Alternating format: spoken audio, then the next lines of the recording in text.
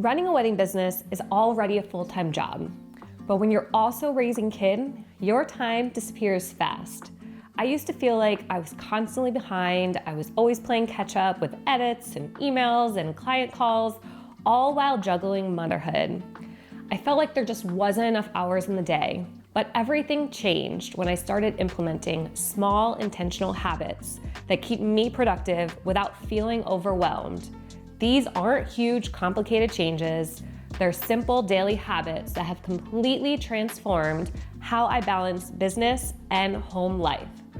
So whether you're a wedding professional, a wedding videographer, a wedding photographer, a small business owner, or a work from home parent, these habits can help you take back control of your time and feel less stressed while still getting everything done. Let's dive into it.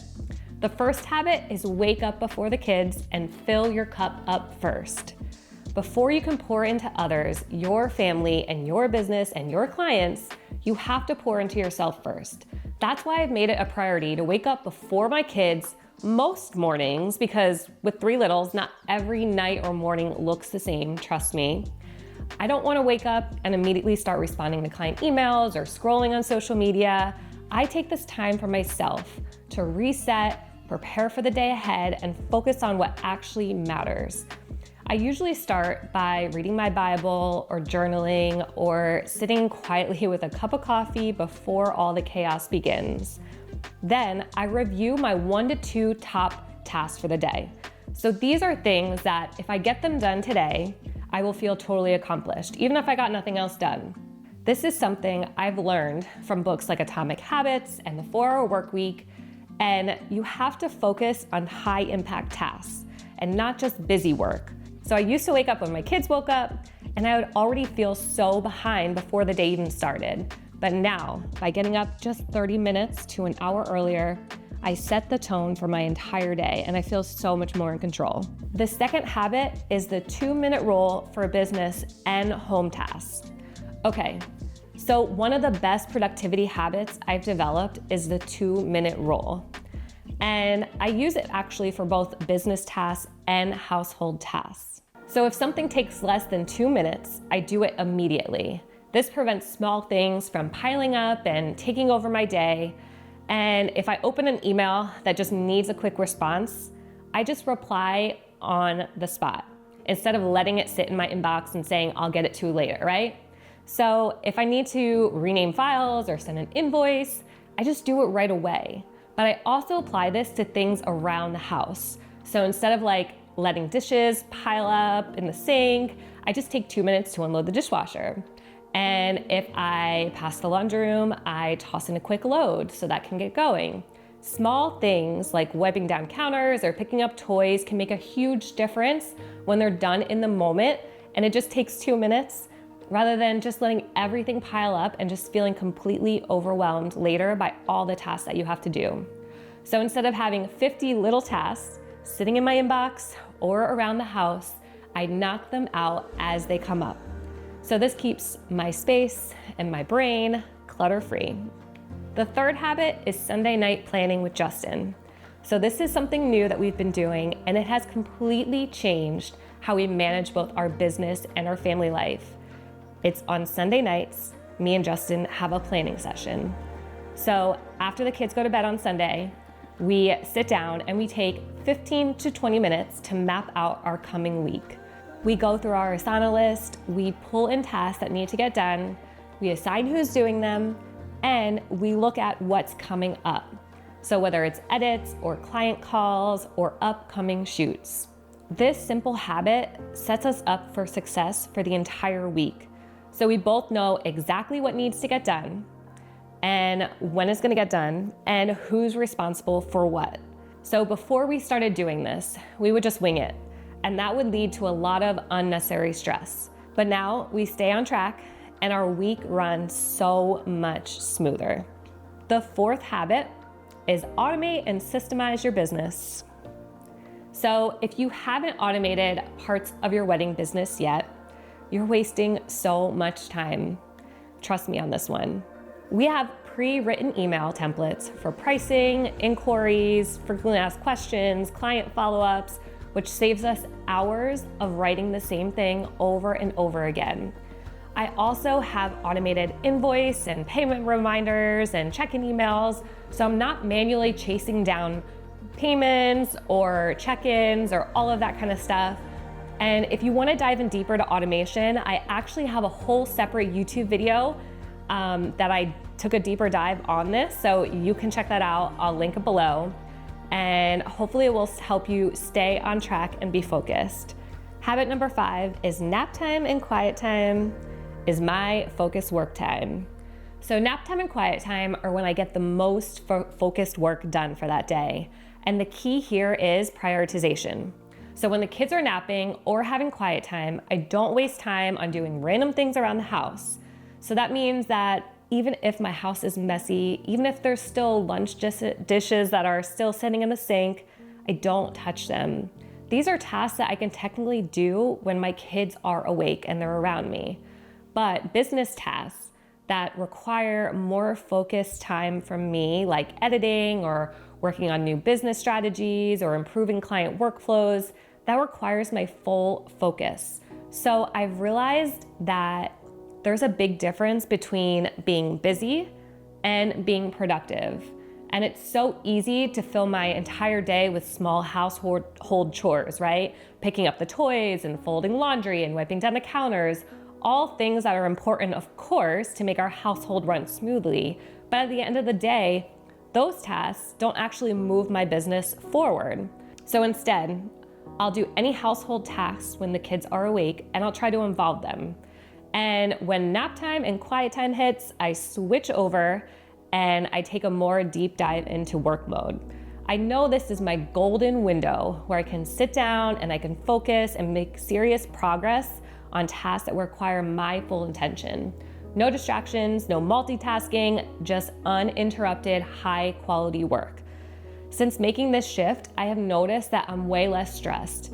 I am way more productive because I know that my kids are gonna wake up soon, and I can be fully present with them when I'm all done and they wake up from their nap. And when they're resting, I can be fully present in my work. So if you struggle to find focused and work time, try treating nap time or quiet time as your most valuable work window. Protect that for you. Treat it like it's an important meeting with yourself, because really, it is. The 6th habit is follow up Fridays. This is my secret to stay on top of emails and client communication. So email overload is real, and nothing feels more overwhelming than a cluttered inbox full of unread or half-answered messages. I get it. I used to open emails, read them, think I'll answer it later, and then completely forget about it until I was scrambling at the last minute to reply. And that's when I started implementing follow-up Fridays. And so I use this as my dedicated time every Friday morning, where I check in with clients, I work on finalizing wedding timelines, I follow up with inquiries, I touch base with other vendors. This is my time to send emails. And this has been a game changer, because instead of feeling like I have to respond to emails throughout the entire week at random points of the day, I know that I have a set time carved out just for follow-ups. And here's exactly how I structure my follow-up Friday workflow. So first, I do client check-ins. First, I go through all of my booked weddings, send out follow-up emails that any couples who need an update from me, whether it's a wedding timeline to review, confirming final details, or just a friendly reminder check-in to keep the process, moving smoothly. And then I jump into wedding timelines and vendor coordination. So this is really important because I check up with my, upcoming weddings, and I follow up with planners, photographers, coordinators, just to ensure that, we're all aligned and we're all on the same page in terms of timelines and logistics. And then the third thing I do is I follow up with any inquiries. So if I had a new wedding inquiry that I haven't heard back with, I send a quick check-in email. Sometimes couples get busy and they just, need that simple follow-up email to remind them to take the next steps. Lastly, I go through my inbox and I clear out any lingering emails that need a response. So if something requires a little bit longer or more of a thoughtful reply, I schedule it in Gmail to be sent at the right time. And so this works because by batching all of my follow-up emails in one dedicated time block, I keep my inbox under control, my clients feel taken care of, and I don't have emails hanging over my head all week long. So instead of constantly checking my inbox and feeling scattered, I have one set time where I take care of it all at once. If you ever feel overwhelmed by emails, try setting up a follow-up Friday, knowing you have a system in place that makes it so much easier to stay on top of everything without feeling like you're always on. Habit number 7 is gear reset after every shoot. So one of my best habits I learned early on as a wedding videographer is resetting my gear immediately after a shoot. So as soon as I get home from a wedding, I go through a quick post-shoot routine, which I'm gonna share with you right now. So first, I unpack my gear. There's no leaving bags sitting around for days. Then I charge all of my batteries. So even if I didn't use them all, I just make sure that they're all full and they're all ready to go. And then, of course, I will back up all of our footage. So I need to make sure that these files are transferred and that they're safely stored, and that's super important. And then I clean our camera lenses so that they're ready to go for the next shoot. This habit has saved me so much less stress because I never have to wonder if, are my batteries charged? Is my footage backed up? Plus, if I get a last minute call for a shoot, which has happened before, I know that I'm always ready to go. There's no scrambling to charge gear or clean cameras. I used to put this off thinking, I'll do this tomorrow or I'll do it before the next wedding shoot.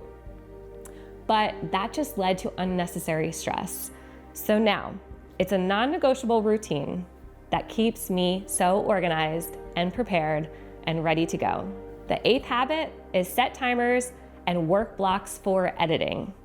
So this is one of my favorites, and editing can feel never ending, especially when you don't have a clear structure for how you work.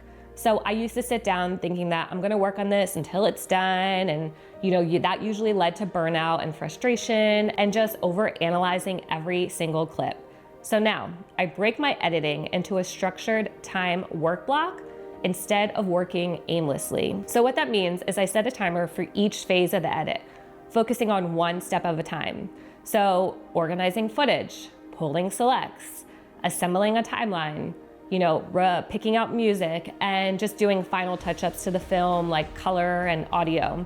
And so this keeps me from feeling stuck on one section for too long and just helps me work faster and more efficiently. So I follow this step-by-step workflow when I first start to organize and sort footage. Then I build my selects, followed by a rough assembly, picking out music, and just fine-tuning an edit. Instead of getting caught up in all the perfection early on, I just move through each phase with a clear goal and time limit. Yeah. And when the timer goes off, I take a quick break before jumping into the next block. And this just helps me stay fresh and focused and motivated without feeling like I'm drowning in my edit and just getting that editor's block. So if you ever feel like editing is taking you too long, you just keep rewatching the same section over and over, try setting timers for each stage of the process. It really forces you to work efficiently and just make decisions faster and actually finish projects on time. And the 9th habit is protecting my evenings for rest and recharge. For a long time, I felt like I had to just be on all the time, right? I was answering emails late at night, I was editing till midnight, and just squeezing in work whenever I could. I love what I do, and sometimes it doesn't really feel like work to me, but it does eventually lead to burnout, and I learned that the hard way. So now I have a hard rule. Evenings are for me, so after the kids go to bed, I use this time to recharge. So most of the time, you can find me working out after the kids go to bed, just taking a shower, closing my kitchen, having some nighttime tea, reading, or watching a show with Justin. Sometimes I do absolutely nothing too, and that is okay. I only allow myself to work 1 or 2 nights a week if I really need to get caught up on like an edit or a project that I'm working on, that I'm really excited to finish up. But otherwise, I protect this time for rest and self-care.